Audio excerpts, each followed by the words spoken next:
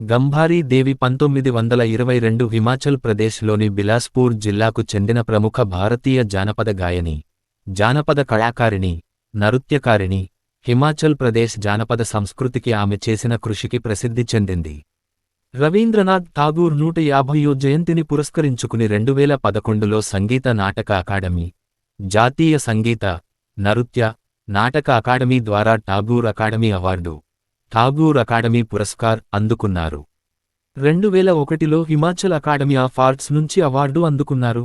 ఈమె తన 91వ ఏట 2013 జనవరి 8న మరణించింది. జీవిత అనుభవాలు. ఈమె 1922లో హిమాచల్ ప్రదేశ్లోని బిలాస్పూర్ జిల్లాలోని బండ్ల గ్రామంలో జన్మించింది.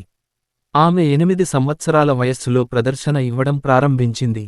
మామూలుగా పాటలు పాడటం, నాట్యం చేయడాన్ని నిషేధించే గ్రామంలోని ఇతర అమ్మాయిల మాదిరిగానే ఆమె చిన్న వయసులోనే వివాహం చేసుకుంది.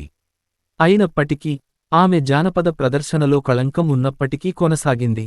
ఆమె జీవితం, ఆమె ప్రతిభ అలాంటిది. సమాజం నెమ్మదిగా ఆమె సామాజిక కళంకాన్ని మరచిపోయి వివిధ సందర్భాల్లో ప్రదర్శనలకు ఆహ్వానించడం ప్రారంభించింది.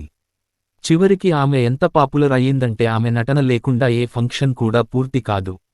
ఆమె ప్రభావం ఎలా ఉందంటే ఆమె రొమాన్స్కు ఆరాధ్య దైవంగా కనిపించింది.